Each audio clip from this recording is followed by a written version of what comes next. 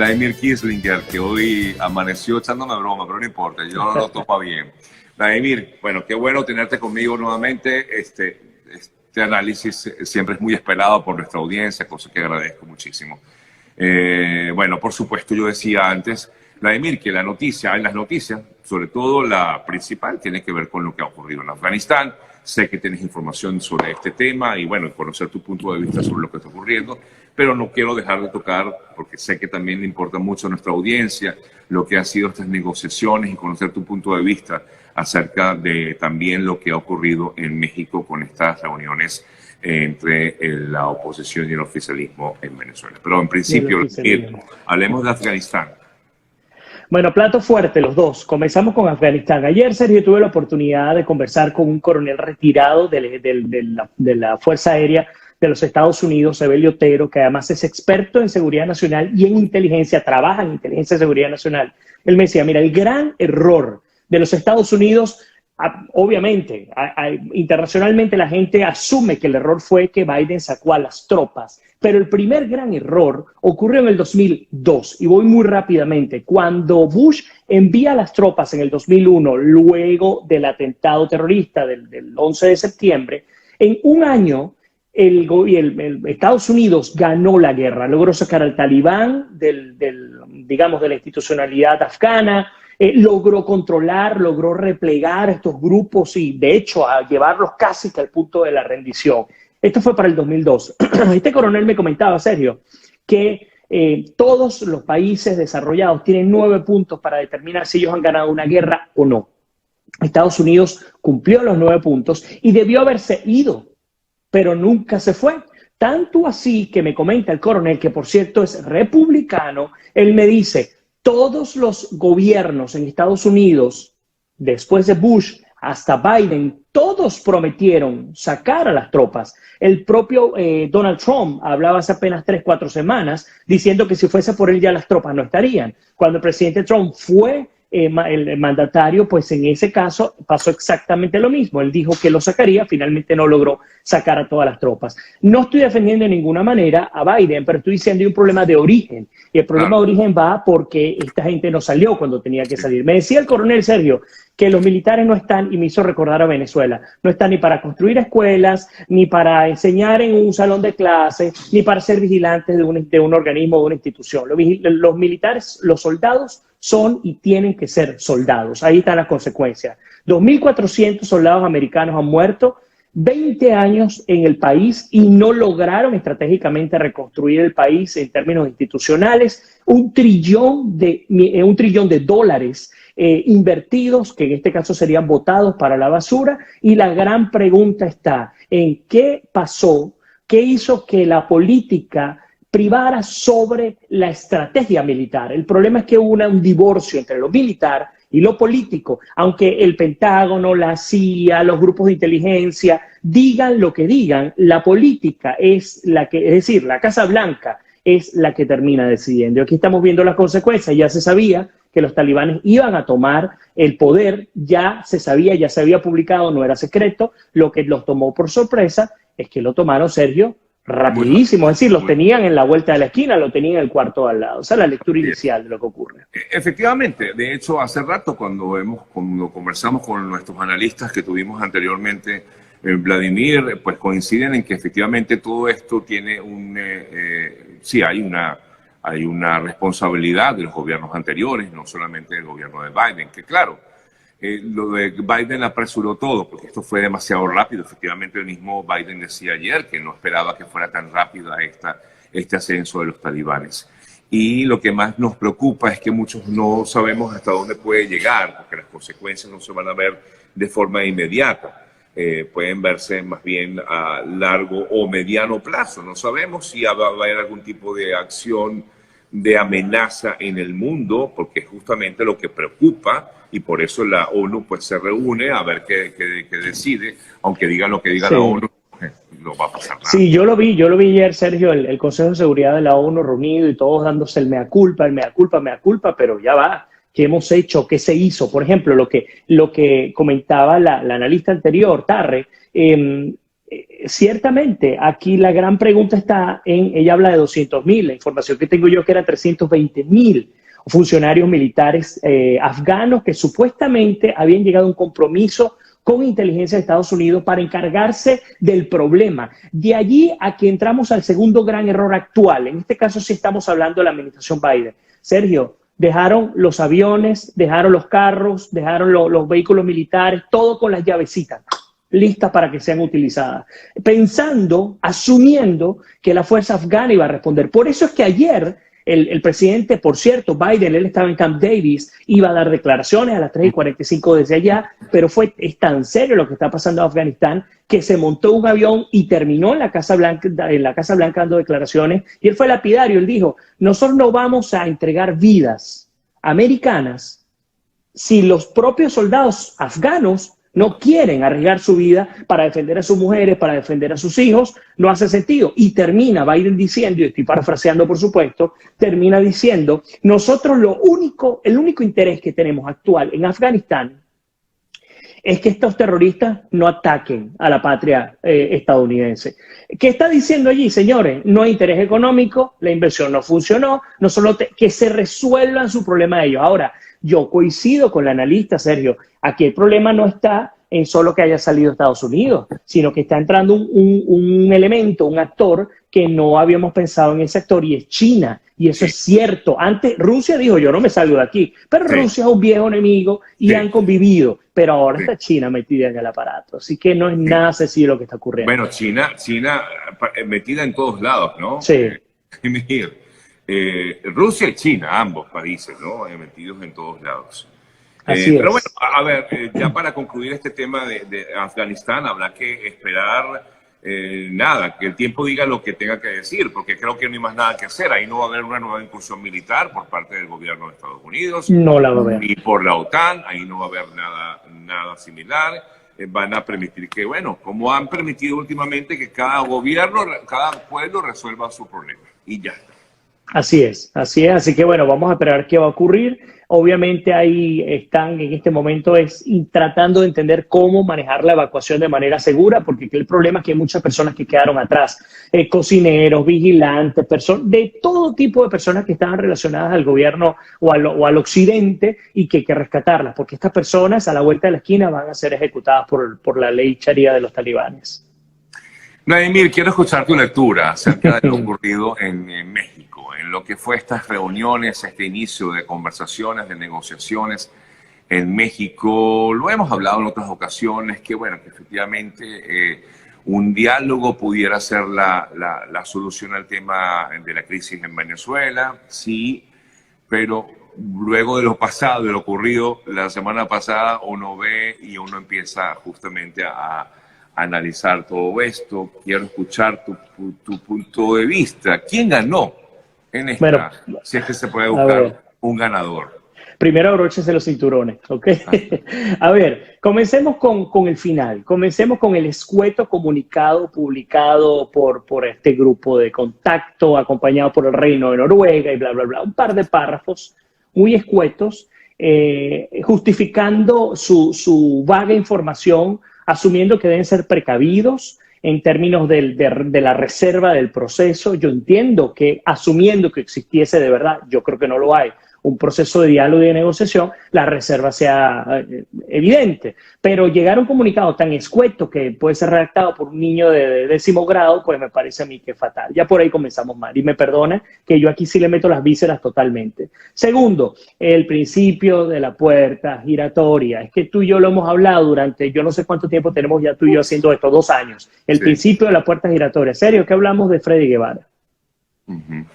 Ahí está. El Freddy Guevara, ¿qué fue lo que dijimos? Se lo llevaron, ahí está la ficha de canje, ahí está el trofeo que se llevan en términos de negociación. O sea, es que es tan burda la estrategia que se repite una y otra vez. Sergio, si Dios no lo quiera, voy a hablar en persona, personalmente, si yo hubiese caído en coma el último día de la negociación pasada con el Reino de Noruega y me despierto hoy, yo creo que estoy a un día después de la Claro, negociación pasada. entiendo. No hay ninguna diferencia, no hay ninguna, es una reedición exacta al carbón. Y les puedo ya decir qué va a pasar. Así como ya dije lo que iba a pasar con Freddy Guevara, que era evidente que era el efecto de las puertas giratorias, era un proceso para poder mostrar un logro, porque siempre lo han hecho, no es la primera vez. Ahora les voy a decir qué va a pasar. El régimen va a continuar, como siempre, ganando tiempo de 2 semanas, 2 semanas, 2 semanas, 2 semanas, hasta que llegue a las elecciones, y probablemente 1 semana o 2 semanas antes de las elecciones va a llegar pateando la mesa, burlándose de los que estuvieron allí y agarrando todos los puestos y cargos de elección popular. Esa es la realidad. No hay manera alguna, ninguna necesidad, porque además el régimen sabe que en el caso de la administración Biden, que básicamente el enfoque de Maduro, ¿cuál es? El enfoque es quitar el bloqueo, pero puertas afuera, porque si vamos a la realidad, aunque te quiten el bloqueo, tú no vas a poder hacer nada, porque tú destruiste todas las industrias del país. O sea, yo te quito el bloqueo. ¿Qué vas a hacer con la industria petrolera? ¿Ya la reactivaste? ¿Qué vas a hacer con la industria pesada de Guayana? ¿Ya la reactivaste? O sea, la realidad es que aún teniendo a los chinos, a los rusos, a los iraníes en Venezuela, toda la industria pesada está quemada. Entonces, el tema del bloqueo ha llegado a un punto en el que es más político que otra cosa. Es como un cubano me dijo a mí hace un par de semanas. Es que siguen hablando de bloqueo de Cuba. Es que Cuba no está ni siquiera bloqueada. Cuba tiene cientos de millones de dólares de intercambio comercial con España, por ejemplo, que es su principal socio comercial, mientras pasa lo que pasa ahora con Bueno, un Estados poco Unidos. lo que pasa con Venezuela y sus relaciones con países como Irán, Rusia o la misma China, ¿no? Así Ahora, es. Vladimir, sí, entonces, según te entiendo, ahí quien sale ganando es definitivamente el régimen de Maduro. Por lo menos ayer vimos declaraciones como que llegamos a la patria de Bolívar, casi que ondeando la bandera, decía Jorge Rodríguez, también parafraseando, ¿no? Y Maduro también decía ayer que estaba muy contento con todo el proceso de negociación, con todo lo que habían hecho. Y por el lado opositor, pues vimos fue a Freddy Guevara diciendo que él no sabía nada, que él no sabe si lo van a meter o no lo van a meter en la negociación. Al final vemos también otros comentarios un poco más críticos de parte de, pues dentro de la oposición, en que no están de acuerdo con esta negociación y consideran que, y te pregunto, ¿consideran esto? El interinato se acabó. ¿Se acabó el interinato? El interinato se acabó en la segunda semana de diciembre del año pasado, cuando llegaron a este referéndum con 3 preguntas para hacer una promesa fatua al pueblo venezolano que no cumplieron. El interinato se acabó. Tú lo dijiste en ese momento. Hace rato se acabó. El que todavía está pensando si está vivo o no el interinato, no está viendo la fotografía completa. La fotografía es que el interinato no existe. No está vivo el interinato, pero sigue siendo reconocido por algunos países. ¿Y de qué sirve eso? No, yo sé que no sirve de nada. Yo puedo comprarme una corona de mi Venezuela y me la pongo, y no quiere decir que yo sea mi Venezuela, ¿no? Claro, no, pero es la razón por la cual Maduro está sentado allí. No. La razón por la cual Maduro está allí tiene dos, a mi modo de ver, tiene 2 lecturas fundamentales. La primera, o dos vertientes fundamentales. La primera, mantener calmada a un grupito de revoltosos dentro del país, y me disculpa que sea tan peyorativo, pero lo que fue una gran fuerza terminó siendo un grupito de revoltosos. Los tengo calmados, y número 2, mantengo a la comunidad internacional como que bueno, que sí, que no, que el tipo es medio demócrata, que no lo es. Es decir, es más un tema político de fachada de cara a algo que le interesa. El fin ulterior de Maduro es noviembre, son las elecciones. O sea, él está claro, su equipo está claro, el chavismo está claro, el PSUV está claro. Aquí lo que hay que hacer es controlar siempre, sí o sí, por la vía que sea, el poder. Si lo podemos hacer por la vía electoral, mejor, porque por la vía electoral quedamos como los demócratas. Esta ha sido una estrategia que se implementó desde Chávez y no ha terminado. Por eso es que seguimos viendo que se repite exactamente lo mismo. Y para los que están a favor de este diálogo, siempre, y aquí sí coincido con Mara Corina, salvando algunas distancias que tengo con ella, no tiene sentido. Cualquier principio de negociación y diálogo indica o necesariamente que las dos partes tienen la obligación de negociar porque quieren algo de vuelta. En el caso del gobierno de Maduro, uno pudiera decir, bueno, lo que quiere él, otra vez, el tema del bloqueo. Pero es que el bloqueo no depende de Guaidó. El bloqueo no depende de Freddy Guevara. No, claro que no. El bloqueo ni siquiera depende de la propia negociación con Noruega. Eso es algo aparte. Entonces, y eso no va a resolverse así por así, porque la respuesta para resolver este problema sería, ok, en el mejor de los casos para todos los escenarios, vamos a un proceso de elecciones que sea dirigido internacionalmente por la ONU, por quien tú quieras nombrar, y pues sencillamente renovamos todos los poderes. Eso no va a pasar. No tiene por qué pasar. Si en Cuba no ha pasado en 62 años, si ya Nicaragua va para 15, Venezuela 20 y pico, ¿por qué tiene que haber un cambio en el país? Claro. No tiene por qué haberlo. Esa es una realidad muy cruel, pero es cierta. Y entonces esto se va a alargar para que se dé este proceso, porque claro, la próxima reunión es en septiembre, dentro de unas 3 semanas aproximadamente. Sí. Ajá, una nueva reunión de 3 días de la cual que puede surgir, porque aunque digamos que en el papel se vea que, como tú dices, de pronto ni siquiera estuvo muy bien redactado, pero hay un papel allí de que habla de algunas cosas que pudieran quizás plantearse, ajá, pero para luego volverse a reunir en octubre y después en noviembre ya elecciones, pasó, viene 2023 y ya.